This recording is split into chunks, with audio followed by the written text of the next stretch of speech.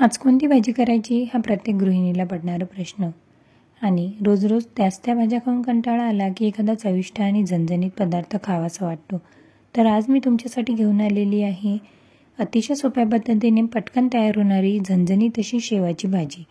तर व्हिडिओ शेवटपर्यंत नक्की पहा.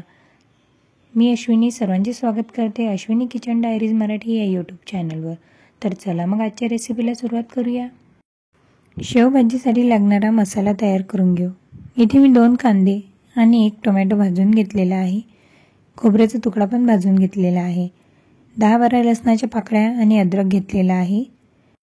कांदा टोमॅटोची साल काढून घ्यायची आहे आणि त्याचे बारीक तुकडे कट करून मिक्सरमधून छान बारीक पेस्ट तयार करून घ्यायची आहे. कढईमध्ये 2 पळ्या तेल टाकून घेतलेले आहे.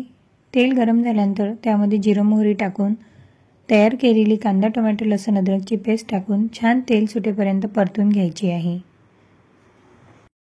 कुठल्याही मसाल्याची भाजीची चव ही त्याच्या मसाल्यावर अवलंबून असते.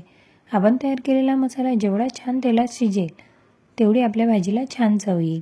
तर इथे मी हळद, तिखट, मीठ आणि रोजच्या वापरात जो आपण घरगुती मसाला भाज्यांमध्ये वापरतो तो टाकलेला आहे. आणि अजून इथे मी एक सिक्रेट मसाला वापरत आहे, तो म्हणजे मॅगी मसाला.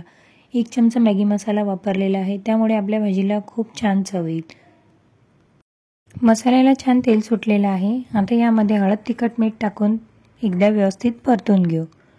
मसाला व्यवस्थित परतून झाल्यानंतर त्यामध्ये थोडं पाणी टाकून घ्यायचं आहे, जेणेकरून आपला मसाला हा कढईला चिटकणार नाही.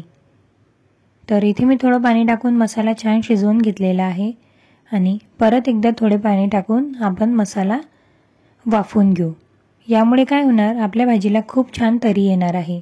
तर इथे तुम्ही पाहू शकता खूप छान अशी तरी आलेली आहे.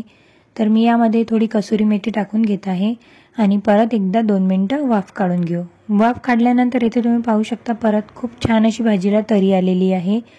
तर यानंतर आपण यामध्ये थोडे कोमट पाणी, आवश्यकतेनुसार थोडे कोमट पाणी ॲड करायचे आहे. आणि पाण्याला उकळी आल्यानंतर त्यामध्ये थोडे शेव टाकून परत एक उकळी काढून घ्यायची आहे.